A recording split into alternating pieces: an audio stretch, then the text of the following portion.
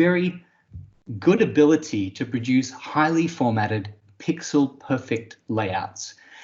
If you already have experience with SQL Server reporting services, then this is the same technology. It is simply an evolution to Power BI hosted reports. So they're ideal for reports like invoices. You will see that they're developed using a different tool. It is not Power BI Desktop, it is Power BI Report Builder. And sometimes we call these reports pixel perfect reports. Now, to compare them to Power BI reports, these are developed in Power BI Desktop. They're optimized for exploration and interactivity, like filtering and slicing and sorting. All right, so they're fantastic for analytic reports to explore data and discover patterns and relationships in data. So we can call these our interactive analytic reports. So let me demonstrate to compare both types. What you can see here is a Power BI app. On the left-hand side, you'll see that I have two reports.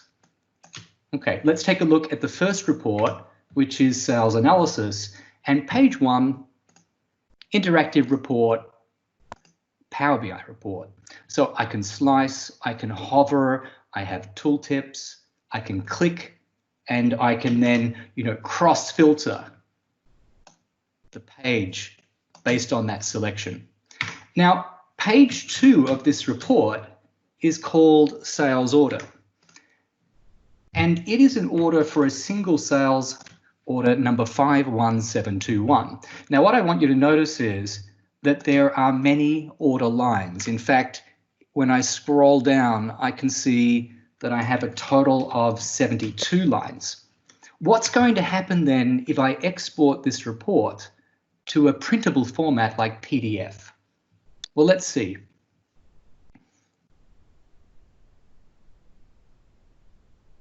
This export process can be a little bit slow. I've noticed somewhere around 20, maybe 30 seconds.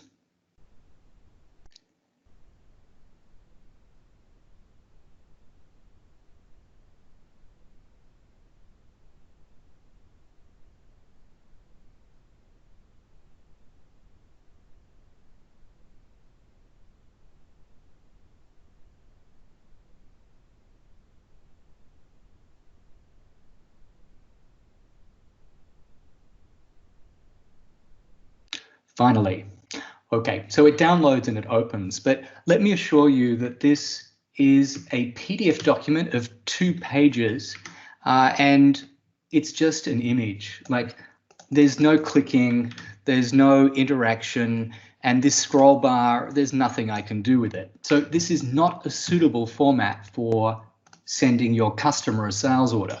Now, that's where I have a second report in the same application, and it is named sales order, but this time this is a Power BI paginated report. So I want you to notice that it is filtering by a single sales order number 51721, and that we also have page controls here. So let me navigate to the last page to see there are in fact multiple pages for this report. 2 pages, in fact. Now, when I go to export it, have a look at all of these supported export formats, of which I will now use PDF, and let's compare what a PDF report looks like for paginated.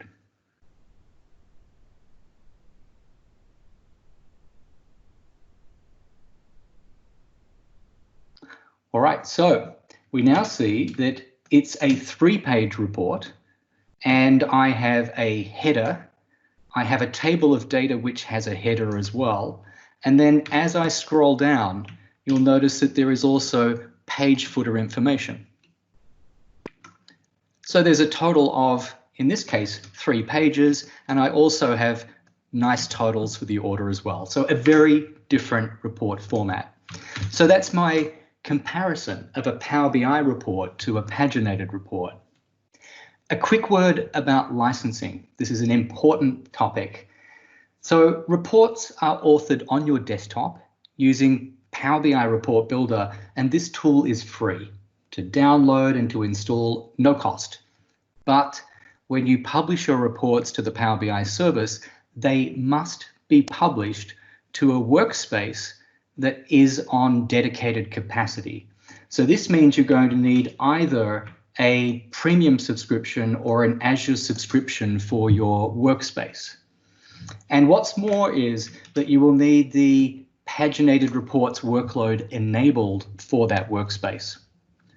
Last consideration for licensing is that if you're going to publish a report to a non-personal workspace, then you must have a Power BI Pro license as the publisher of the report.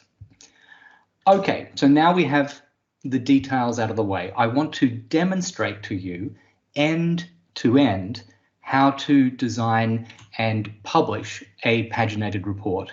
I'll now introduce you to Report Builder. I will demonstrate how to retrieve data, how to parameterize your report, how to visualize data, and then publish the report to Power BI. So it begins by launching Power BI Report Builder. And let me introduce to you the Getting Started window. Now, I can use the wizards to create a very quick report, but what I will do today is actually just create a blank report so that I can explain the detail to you. And here we have Power BI Report Builder. At the very top, we have a ribbon, very much like Office products. At the left-hand side, we have what is called the Report Data pane. It is here that we can create and manage resources used by our report. Along the bottom, we have what's known as the Grouping pane. When you work with data regions, you can configure grouping of data at this level. Now, at the top left corner, you often work between Design View and Preview. So one way to preview is to run. You can also do that at the bottom left corner down here. There are some additional views. So on the View ribbon tab, I can show properties and I can show parameters. So let's have a look. The properties window that you now see here will expose the properties for a selected object in your designer. And I'll point out you also have property pages. For some objects, you have a window where you can easily configure properties. And then lastly, there is the parameters pane, which you then see here. You can configure parameters to prompt your users for values. Now, the first thing in my project, File tab, Save, and I'm going to save this to my local folder as Sales Order. And I will call this Saturday 2020.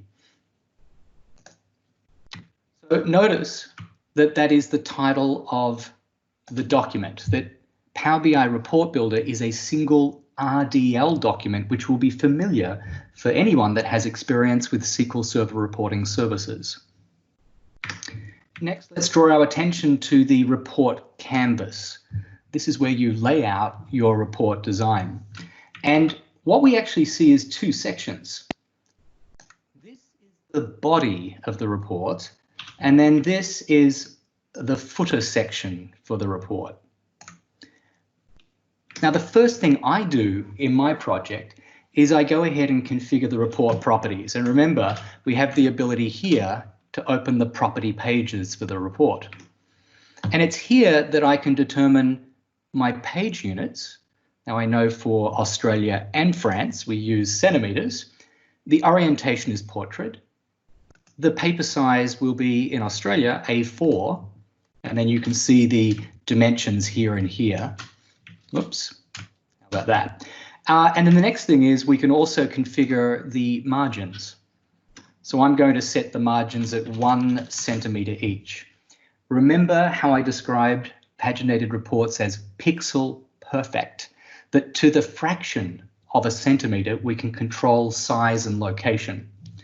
Now, the next consideration is that if the width is 21 centimeters and we have left and right margins each 1 centimeter, that means I have 19 centimeters for my report area. So I'm going to click OK, and then I'm going to select the body. So notice that I'm now selecting the body object, and here I'm going to adjust the width to 19 centimeters.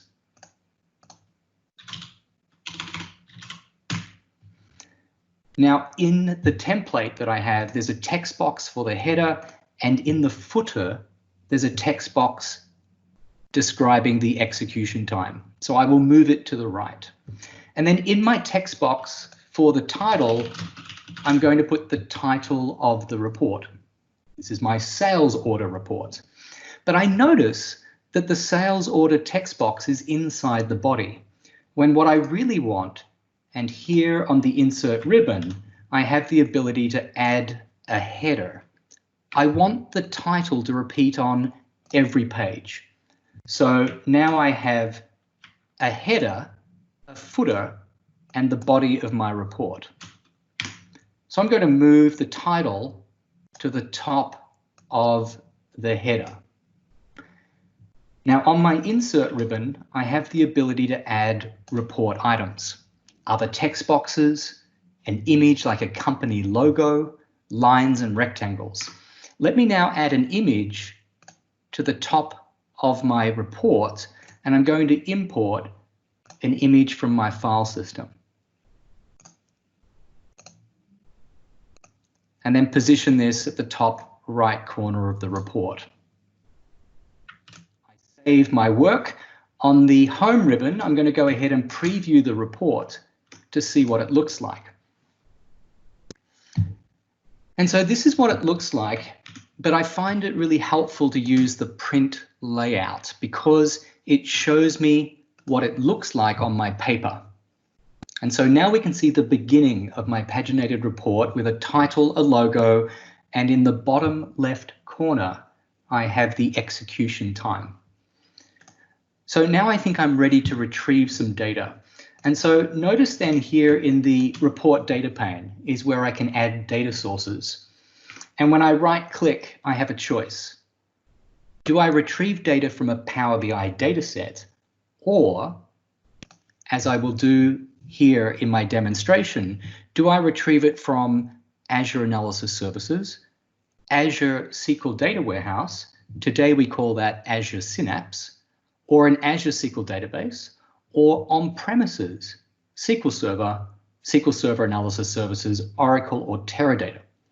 Well, today I will use Azure SQL Database, and then I will create a connection string.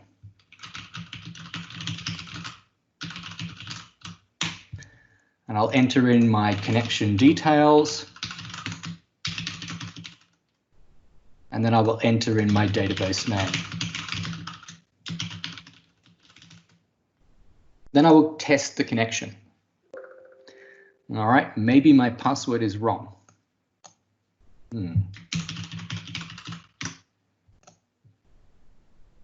Okay, this is good. And there is my connection to the Azure SQL database. I will copy the database name and make that the name of my data source. So now we can see I have a connection to the AdventureWorks DW 2020. The next thing is to add a data set. Now be careful, the name dataset is used also by Power BI. It is a very different concept. In a paginated report, a dataset retrieves data from a data source. Okay, so I'll name this my DS main. It will be the principal dataset for my report. And I have the ability to enter a query or a stored procedure, or I could just type in or copy paste a query from another tool, or I could use the graphical query designer, as I will now do. So with the assistance of a graphical query designer, I'm going to build up a query to retrieve my sales order data. Now, here is my factory seller sales, and here is the order line number. And then I would like to bring in the name of the reseller and the name of the product. and then some details about the order line, like the quantity, unit price, and the sales amount. So what I've done is build up a list of 6 different fields, and my next consideration will be to filter the query. Let me add a filter that the sales order number must equal S051721. All right, now I want you to remember that is the same order number that we saw earlier. All right, let me test this. So here on the menu bar, I can just go ahead and run the query, and we expect 72 order lines. Well, let's see. And sure enough, there is the 72 order lines. So the last thing I'm going to do, and this is very important, is I can parameterize the query, because this number here is going to change. Parameterize. Click OK. The query is then copied from the designer into my data set, and notice this. In the where clause of my query, we have a query parameter, allowing a different value to be substituted at query execution time. So the next thing I do is come to the fields page, right? So on the fields page, I have the ability to rename the fields to names that are more friendly. For example, that I think is more friendly. What is the line number? What is the name of the reseller? What is the product name? What is the quantity? What is the price? And sales. This makes it easier for me to design. And now before I click OK, I want you to look here, I want you to look here, and I want you to look here. All right, so when I click OK, we now see that a parameter is added to the report. We now see that a data set is added, and here is a report parameter. All right, let's look at the report parameter. I open its properties, and I can provide a more friendly name for it. Okay, so whatever I put here will actually go here. I could configure available values. We'll come back later for this.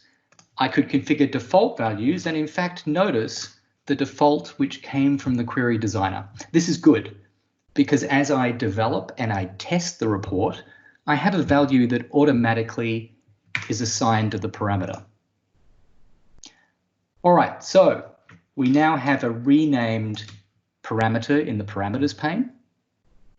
And now what I'm going to do is add a text box into the header so that I can describe the order number. I want this printed on each page at the top. My order number is, and this is very powerful, that in a paginated report, a text box allows inserting placeholders. And the placeholder is an expression like, from my parameters, go ahead and use the value of the sales order number parameter. And it allows formatting rich text. I can make this text bold. And let me just do one more. I'll insert another text box. And this time I will put the reseller name. The reseller is a placeholder, this time using an expression from my dataset fields, which is the reseller field value. And so time to test the report. Let me go ahead and preview. Now remember that there's a default assigned, and then we can see the header of the report looks like this. Good. Now I'm ready to put the order details on the report itself. And therefore on the insert ribbon, let me show you that we have what are called data regions. These are grid layouts of your data. And so I'm going to insert a table and then position it at the top of the body. Now, a table is really a grid, And I want you to notice that it consists of text boxes, right, for the header and the detail row. They're just individual text boxes. And this icon here is the detail row. And so it's very easy to configure. Look at this. Just put the line field in the first column, put the product field in the second column, and the quantity in the third.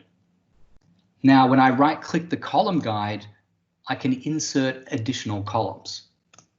So now I will put the price, and I'll create a fifth column, and I will put the sales amount.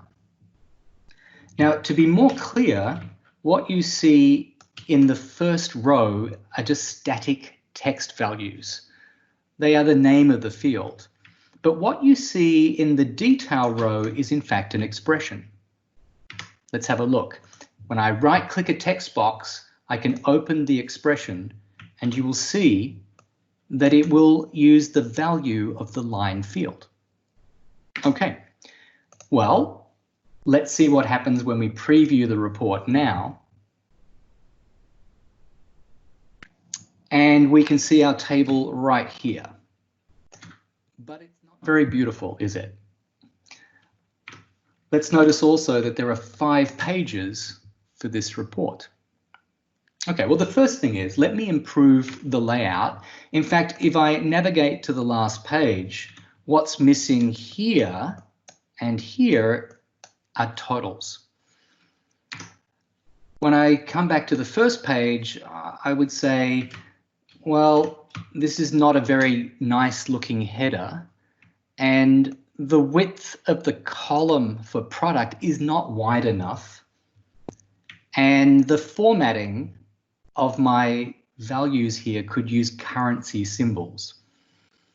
So I return to design, and the first thing I will do is multi-select these 2 text boxes, and then I can easily right-click and add total for both of them. So what's interesting now is that this text box here is using an expression that is now the sum of the quantity value fields. All right, I'm going to put some static text here. This is the total. I'm going to format as bold. Now, I'll format all of the text boxes in the header row as well. Let me use a nice background color like green. I will change the font to white and bold. I'll increase the font size to 14. And I'll also set that I want the text boxes to align vertically in the middle. Now I'll stretch the product out so it's wide. For the quantity column, I will select the entire column, and then in my properties window, I've got format property here, or I could use the ribbon for formatting too. Now, what it uses is .NET. In fact, it's VB.NET is the expression language. So the format codes I can apply are .NET format codes. This is how I remember it. N is for number, and then the number of decimal places. So N0 is numeric with 0 decimal places. For the other 2 columns, I use C, and C is for currency, and 2 for 2 decimal places. The other one I remember is P for percentage. And then lastly, I'm going to align the last 3 column headers to the right. Well, let's see how it looks now. And an improvement in the layout. And when I navigate to the last page, I see that I have totals here. But you'll notice that I'm missing a header.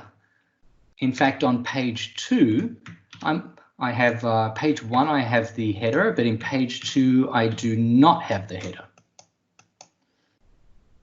All right, so this one's a little bit tricky. And I mentioned earlier that we had a grouping pane here. It's actually this option here. It's very difficult to find. But what we can do here is turn on advanced mode. And in advanced mode, I get to see the full power of this tablix. And when I select one of the static groups here, there's a property called repeat on new page. So I'm going to set that to true, return to the preview, and see that when I navigate to page 2, the header repeats, and on page 3, the header repeats. So the last thing I want to draw your attention to is the expression that is used on the footer page. So currently we can see that this is French time. It's 9:31 in the morning on June 6. The problem we're going to have, let's have a look at this text box. In the footer of my report, let me make it wide. Let me edit the expression. Is that it uses a built-in field that is called the execution time. And here it is. Execution time in Report Builder is your local PC time. But when you publish the report to Power BI, because it is a cloud service, it'll use UTC, or Coordinated Universal Time. So I'm going to do this. I'm going to modify the expression and make it very clear. Executed UTC : space.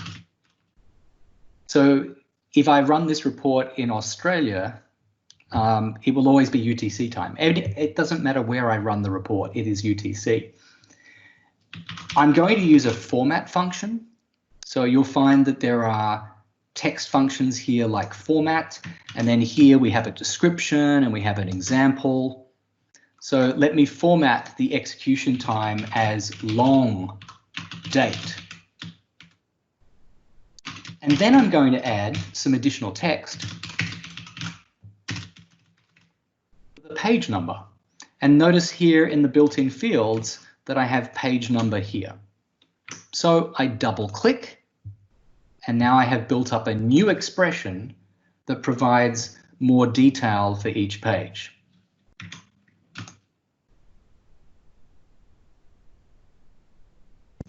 Now, the language, you might ask, is using my regional settings, but a report does have a property that says what language is it. So I could come in here and specify that this today is going to be a sales order that is in French for France. What would now happen if I run the report? Two things have happened. Do you notice? But also currency formatting is switching across to Euro. All right, so if you don't specify what the language of your report is, it will default to the regional settings of the environment. That brings my development of the report to an end, or almost. Don't forget this area here is blank space, so we should remove it, because sometimes you might get extra blank pages at the end. So I'm going to remove all of this. Then for my parameter, I'm going to come in and I'm going to remove the default value. So it is now ready to publish, and a user must enter a value, like let's choose a different one, 51720, and then click View Report to see that report. So the report is now ready to publish. And the way we publish is we can save. Now that saves to a local file, or we can save as, and this time we're going to use to the Power BI service. So I'm going to save it to a workspace that I call Demo RDL, and this becomes my sales order for Power Saturday 2020. So now when I switch to the Power BI service and I come to that workspace, which is my Demo RDL, you'll see that I have my report here. And then a user can just click to open that report and then they can enter parameter value. And now this report is being rendered by the Power BI service.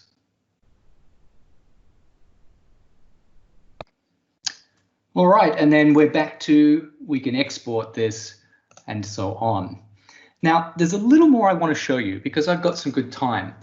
The current design requires you to remember an order number. Wouldn't it be better if you would choose the reseller and then you would choose from a list of sales order that that reseller has? And this is called cascading parameters. So what I'm going to do is add a new data set. And the data set will be named DS reseller. And I'll use the query designer to build up a new query that is to retrieve the reseller key and the reseller name.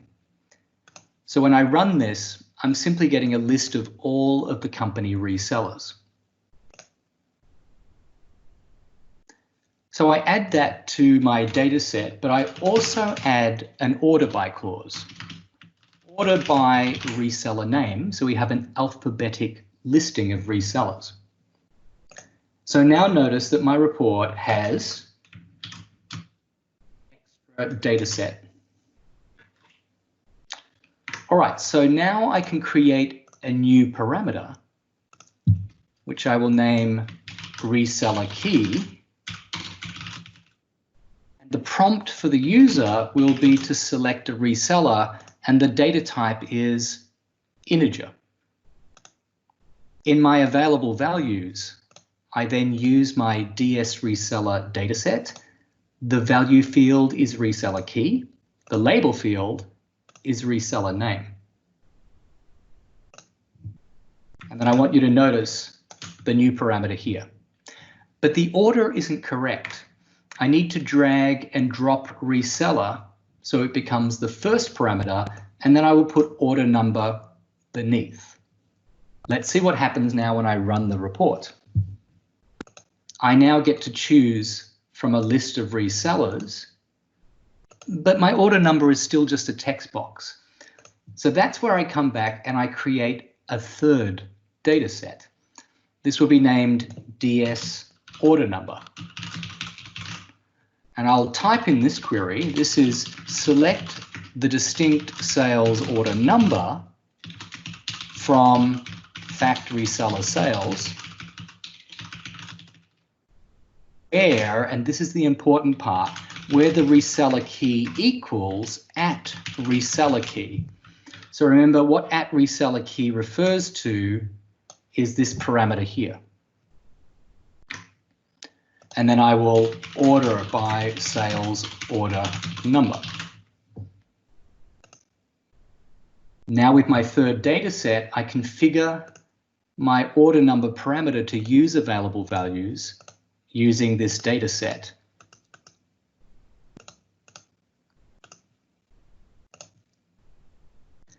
Let's test this. When I run the report, I get to choose a reseller, and then I get to choose a sales order for that reseller. That concept is known as cascading parameters. Let's have a look at one more design concept to really show you how powerful paginated reports are. And this time what I'm going to do is add what is known as a calculated field to my data set. Remember that I have these 6 fields from the query. Well, I'm going to add a new one called line group. The idea is, especially for long orders, I want to group the lines into groups of 10. So I then build up an expression for the calculated field, and it will go like this. So from my mathematic functions, I have the ceiling function. We can see that it returns the smallest integer greater than or equal to a floating point value. So what I'll do then is I will say, take the line number and divide it by 10, and then take the ceiling of it. For example, if line number 2 divided by 10 means 0.2, and the ceiling is 1. So multiply that ceiling by 10, and let's see what it does. The way we can see what it does is I'll just insert a column to the right, and we will put the line group in here. I will not sum the line group. So now when I run the report, and I'm going to have to choose an order.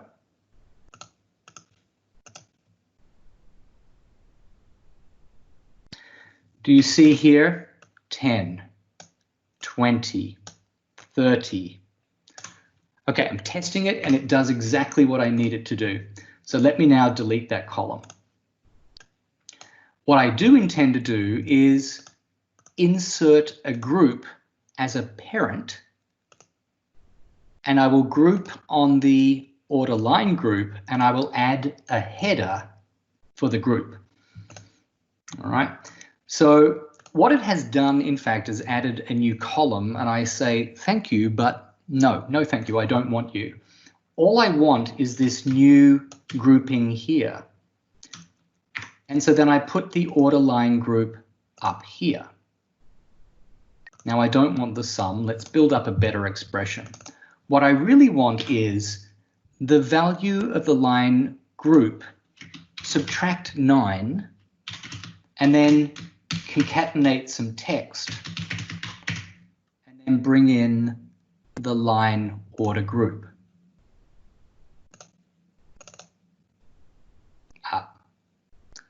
Why did it just get rid of my expression? What I wanted was this, subtract 9, then line group. You will see what this does. So now when I run the report, and I'm going to choose, I think it was active cycling.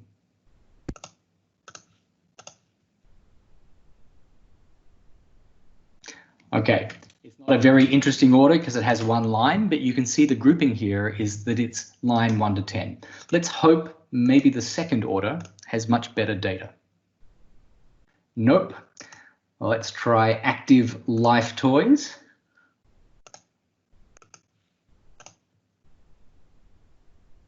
Alrighty, so then we can see we've got these groupings. What am I going to do with this? I'm going to introduce to you an interactive feature that is called row visibility. So I'm going to turn the row visibility to hidden, but I'm going to toggle on line group. What this now does, and I'm going to come back to, was it active life toys and their first order, we will now see that this report has collapsed groupings. In fact, I have to turn print layout off, but now I'm using HTML rendering and I can expand collapse into these areas. Okay, so I mentioned that Power BI reports emphasized interactivity like slicing and filtering, but paginated reports also have an ability to do some interaction when rendered in HTML. All right, now, so let me go ahead and save that to the Power BI service, and I will overwrite my previous example. So returning to Power BI, I can open my report, and now I'm prompted for a reseller and an order number.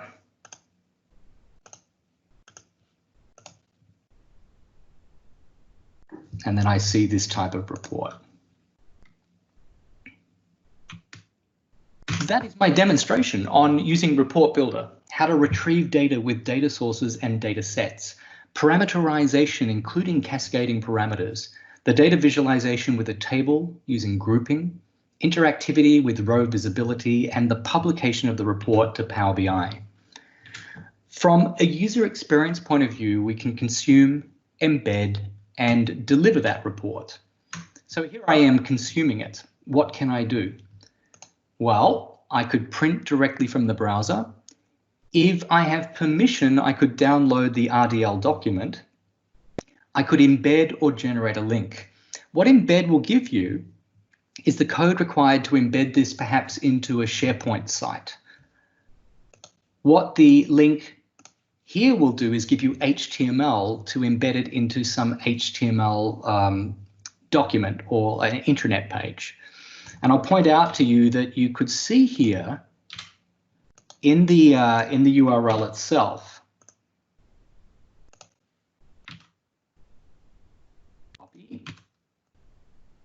that it includes the ability to pass in report parameter values.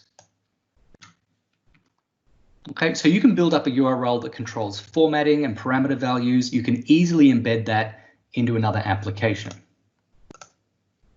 So what else can we do? We can view using page view. So this same concept of what will it look like if it's rendered to a printed form of paper.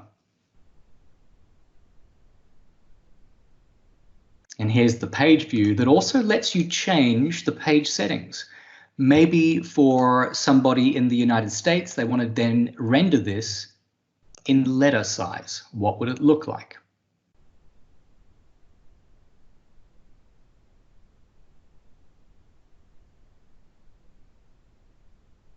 That's what it would look like. We have the ability to export to multiple formats. So if you're going to print it, PDF is probably the best format. If you want to get to the raw data, then you have CSV and you have XML.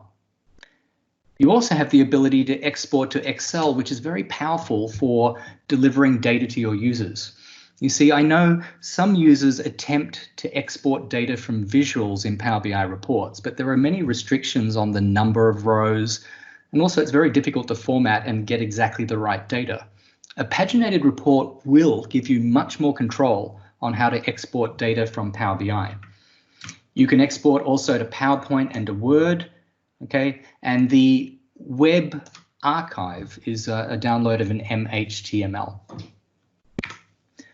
Next, we have page navigation across the top.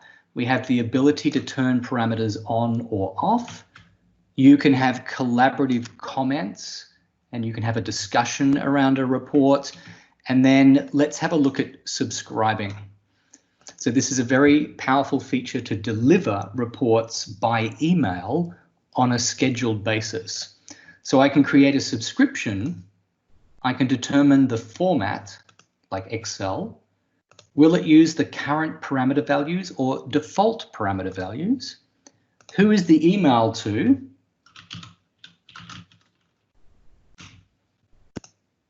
What is the subject? Here is my report.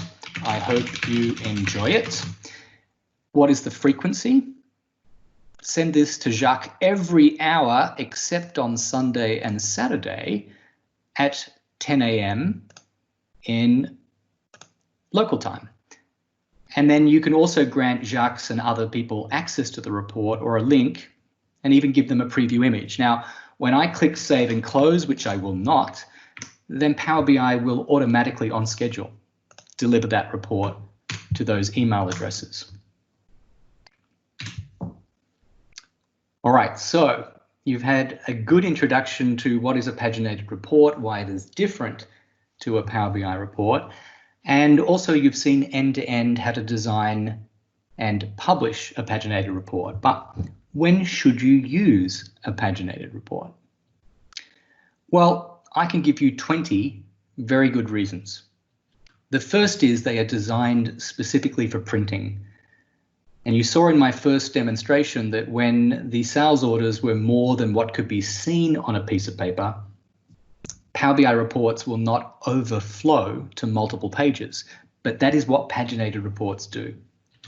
You have a greater number of render formats. Remember, there's HTML, MHTML for web archive, PDF, data formats of CSV and XML, and then the office formats of Excel, Word, and PowerPoint. Precision layout to the fraction of a centimeter. You also have dynamic layouts because many properties of your report can be evaluated through VB.NET expressions. So conditional formatting, controlling visibility, and colors can all be dynamically set. You can also create render-specific layouts that if it's being rendered as Excel, do something different to when it's rendered as PDF. You can have per-user layouts to control visibility, and most certainly, you've got ability to understand who the user is. Okay, for example, when I come to the expression window, the built-in field here will tell you who the report user is. And you can pass that to your data source, and your query logic could filter data differently for who the user is. You can write native queries directly against your data source. That means SQL or MDX or DAX. Now, when you don't know how to write queries, you have the support of graphic query designers that you can use drag and drop to create the query. There's also the new ability in paginated reports to create a static data set. So take a look here. We have the enter data option. This is almost identical to the enter data in Power BI Desktop, allowing you to store a static set of data that the report will use. Data integration can be achieved because your report design can have multiple data connections. Although we would suggest that if you were going to integrate data together, then you would start your project with Power BI Desktop. You would import data from multiple data sources, publish the data set to Power BI, and then the paginated report could query the Power BI dataset. So we find that integration is much easier when done with Power Query than it is done in a paginated report. If your paginated report had two different visuals from different data connections, no problem, do this. But if the one visual needs data combined from multiple data connections, try it with Power BI Desktop first. The next compelling reason is the parameterization. You have very good control on prompting your users for values. And I gave you an example of the cascading parameters, allowing the selection of one parameter to control the values of another parameter. Image data. So sometimes we find that image data is stored inside a database, and paginated reports can retrieve and render images when stored in databases. There's also the ability for custom code. So there's a report property that is the code block.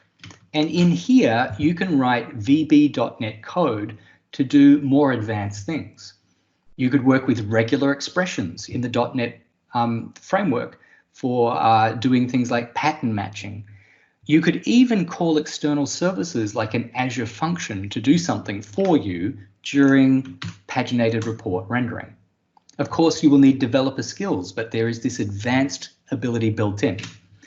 Flexible grid layouts that you'll find here on the insert ribbon with the table and the matrix and the list. These are the most compelling reasons to use paginated reports, because these data regions will expand vertically or horizontally for a matrix, and therefore the paginated will overflow to multiple reports or pages. The data visualizations you see here, they're less interesting because Power BI reports do much better looking ones, although the map is interesting for us. The reason for that is that if you have data stored in SQL Server tables as spatial data using geometry or geography data types, then paginated reports can render them directly on maps. This is very good for things like polygons that you've defined in your data source. I will note that spatial data types will not work for SQL Server because SQL Server is on premises and the on-premises gateway doesn't support complex data types. But providing you're working with Azure SQL Database or Azure Synapse and you're using geography or geometry types, then you can render these in maps. We have modern gauges. So these gauges are sort of sexy. They do look good and they're great for KPI style reports. HTML rendering of text. Let me quickly show you. Remember the placeholder that I used here? That your placeholder properties allow rendering the text as HTML. So sometimes your data has HTML markup to control style with color and font weight. That if that is stored that way in your database, then a placeholder can render the HTML for you as rich text. Right, mail merge. What if you need to write a letter to your customers and you want to say, "Dear customer name," placeholder. We would like you to placeholder, placeholder, placeholder. You can build letters, what we call a mail merge, and substitute details into that letter. Interactivity features. These are not very compelling, but they are available. I demonstrated to you row visibility. You can also control user interaction of column sorts. You can use hyperlinks to drill across to other reports. And you can use tooltips as interaction devices. Remember, though, that interaction only works in HTML rendering, that in PDF, of course, these things will not work.